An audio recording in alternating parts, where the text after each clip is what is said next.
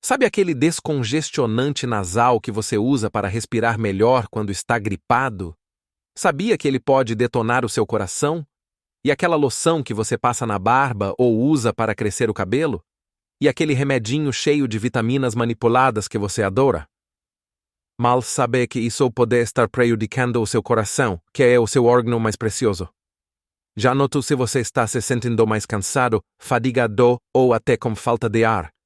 Será que não é por conta daquela vitamina que você mandou manipular que está causando tudo isso?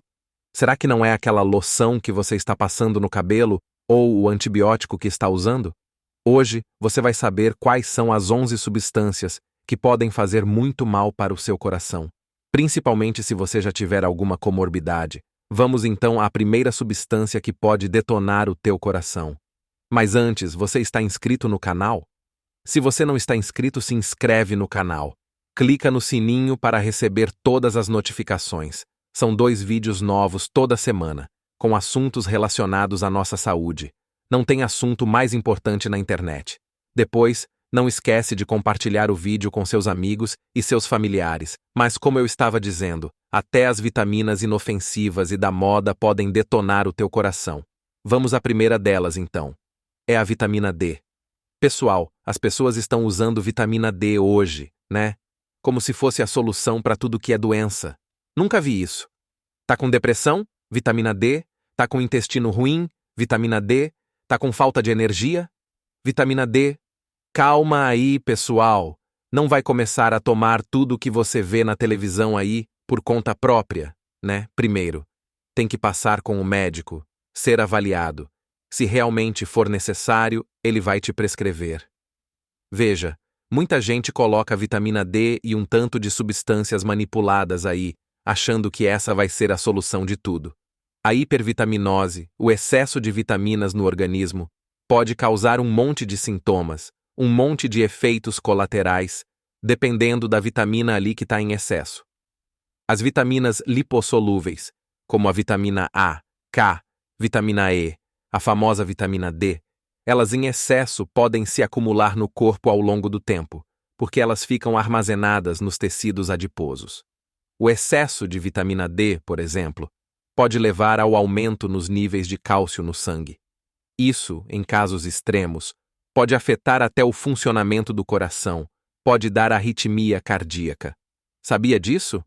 Então, se você está usando vitamina D, não deixa de acompanhar com o seu médico, para que ele não fique em excesso ali no teu organismo. Vamos lá. Segundo remédio. São os remédios para TDAH, sabe? O Venvance, a Ritalina. Eles também podem afetar o teu coração.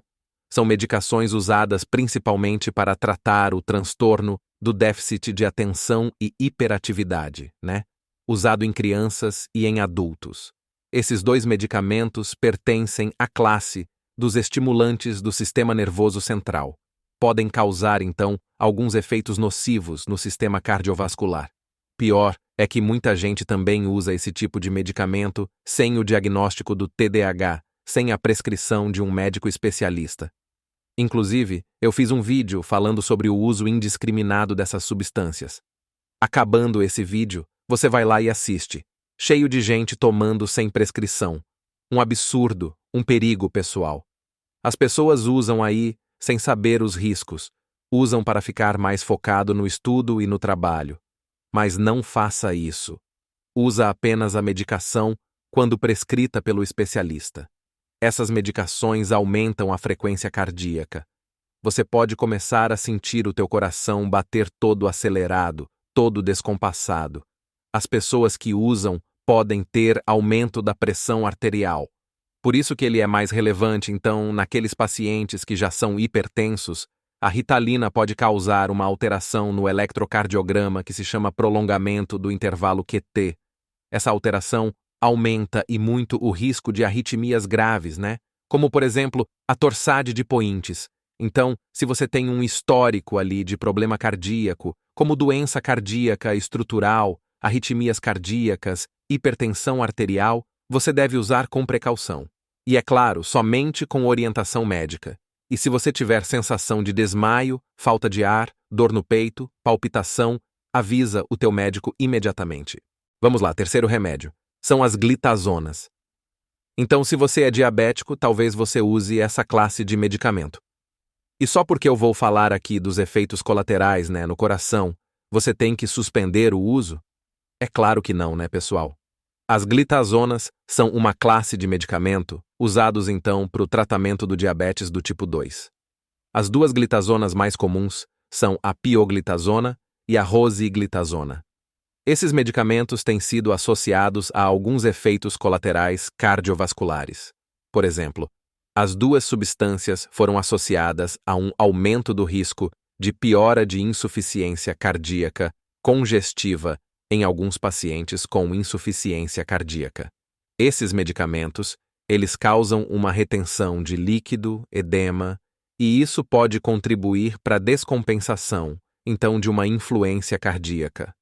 Mas fica tranquilo.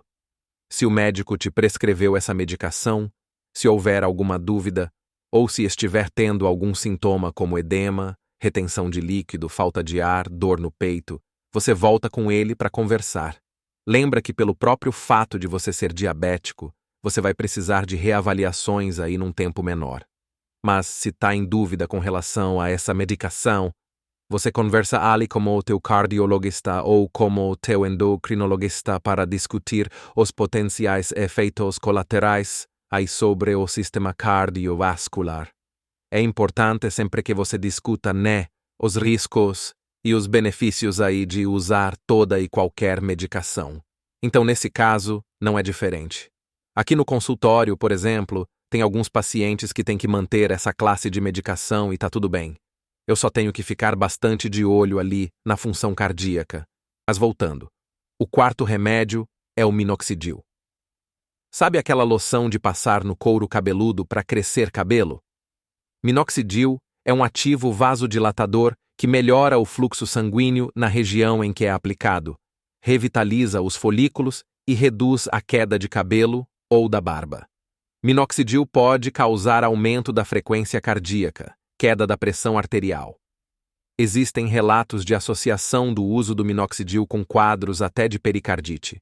Então, se você estiver usando a loção ou o comprimido e sentir tontura, queda importante da pressão ou sentir palpitação, volta no teu dermatologista para relatar isso para ele. A mesma coisa vale aqui.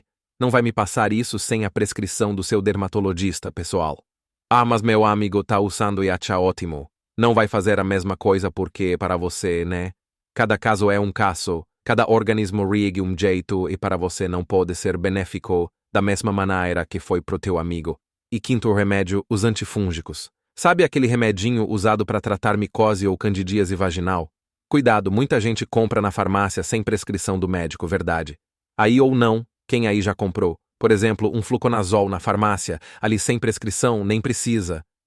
Eles parecem inofensivos. O itraconazol, o fluconazol, são medicamentos ali antifúngicos. Podem afetar o coração ali de várias maneiras, principalmente em caso de doses elevadas ou interações com outros medicamentos. O itraconazol, por exemplo, pode prolongar o intervalo QT no eletrocardiograma, levando ao torsade de Pointes, que eu já falei antes que é uma arritmia maligna. Já o fluconazol pode ter menos impacto sobre o intervalo QT, mas também pode causar arritmia para algumas pessoas, principalmente quando ele é administrado ali em doses elevadas e pacientes que já têm outras comorbidades.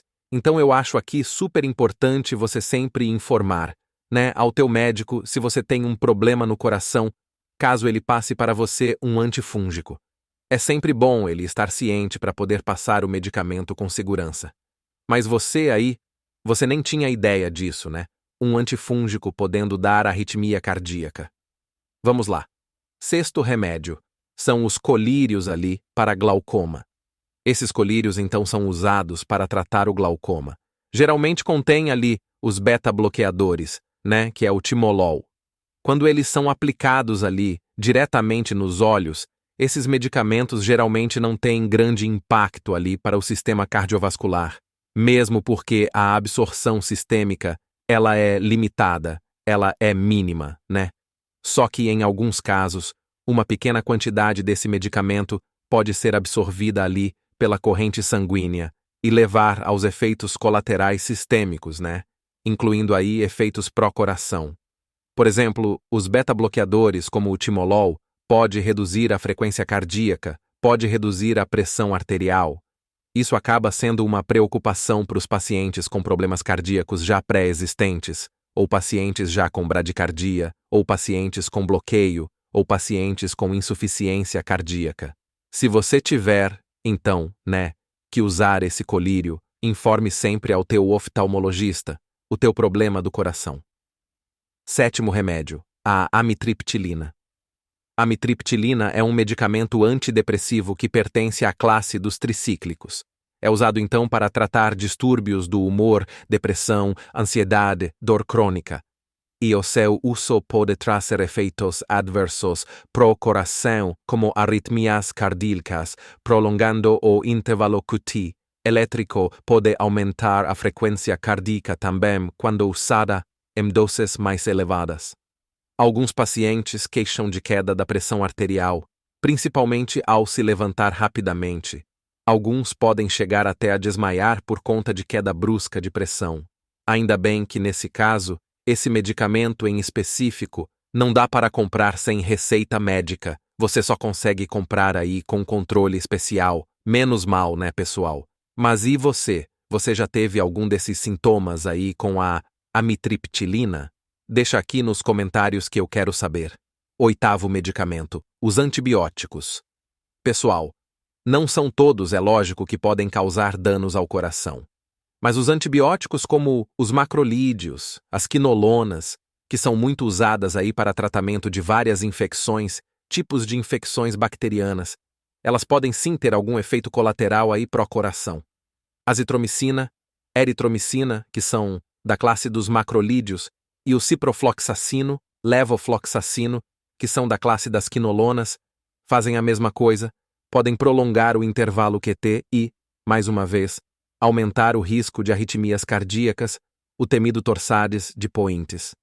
Então, se você possui um risco pré-existente para ter arritmia cardíaca, como histórico de arritmia, doença cardíaca estrutural, desequilíbrios aí hidroeletrolíticos, que podem prolongar o intervalo QT, o seu uso ali desses antibióticos deve ser feito com certa cautela.